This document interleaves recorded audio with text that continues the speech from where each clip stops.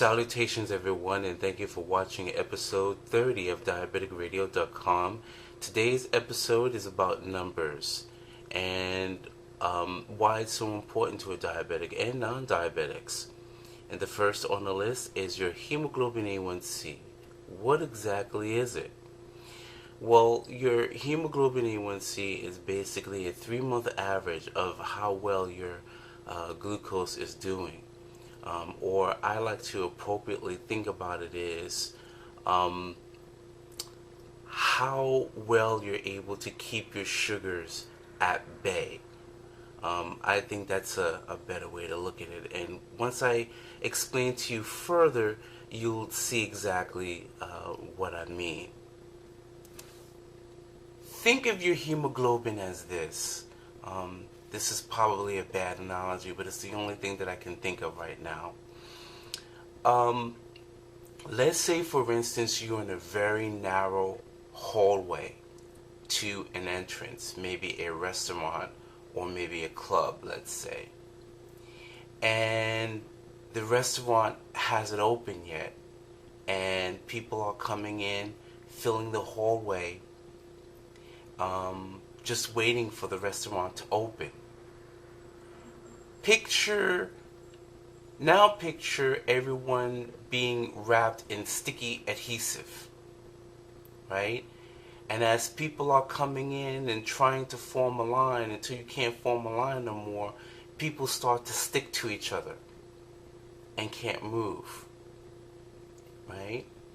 And then you have nutrients, other people call nutrients, trying to get through that passage, that try to make a little way for themselves to get through in front of that door, and they can't because everybody's stuck to each other.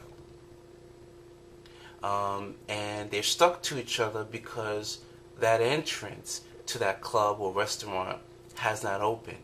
And the reason why it hasn't opened is because there's no glucose with the right, there's no insulin that has the right key to open that door so that some of the glucose that's being overcrowded can get in to these cells.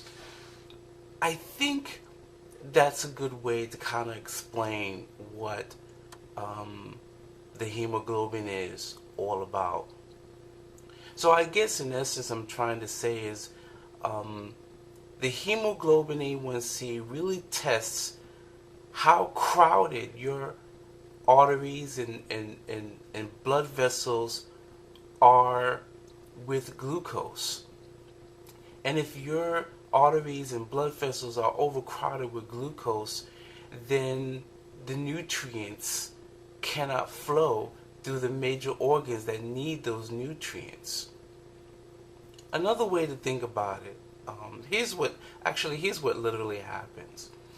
When your blood vessels are overflowed with glucose over time, because they're so overcrowded, the glucose starts to stick or cling to your blood cells' hemoglobin, and it stays there through the life of the blood cell, which is about 3 months. Hence, the reason why you get the test, your hemoglobin A1C, once every 3 months, and some people 6 months, with very well control. Now,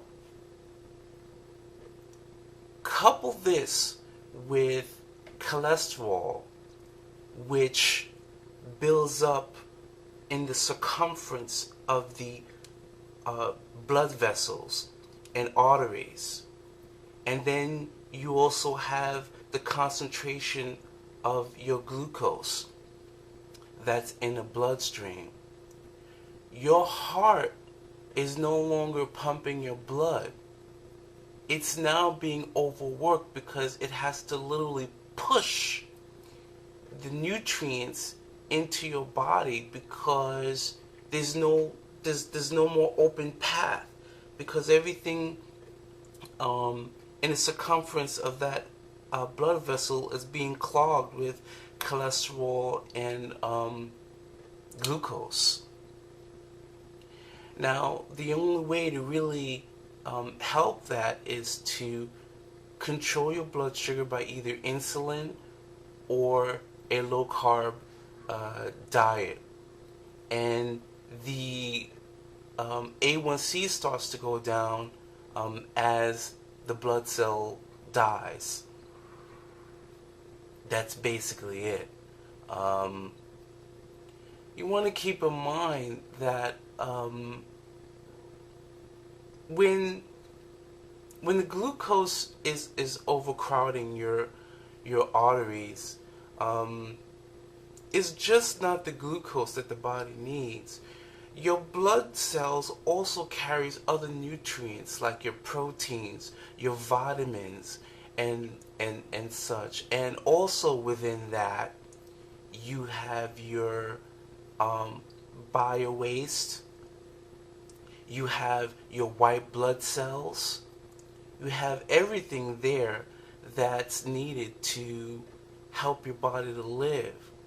So if God forbid a major organ has an infection, and your body can't assist in fighting that infection because your body is so overflowed with glucose, all the white cells and all the nutrients will have difficulty getting there. And your heart would have to work harder and harder and harder to pump your blood through the excess thickening of your arteries. And if I'm not mistaken, glucose also kind of like crystallizes in the blood. So when it's there for a long time, it literally damages the arteries as well. So, and hence you'll start having the peeing because your body's desperately trying to get rid of the excess sugar. And by the way, speaking of peeing, you always, while you're getting your A1C, you should always get your kidneys checked so that what the doctor will do, or endocrinologist will do, is to check the protein levels in your kidneys to make sure that they're still functioning properly. Because it's constantly trying to filter all that sugar out of your body. Also, if you are taking certain medications like metformin, sometimes one of the, I'm not going to say common because it's not really common, but it can happen.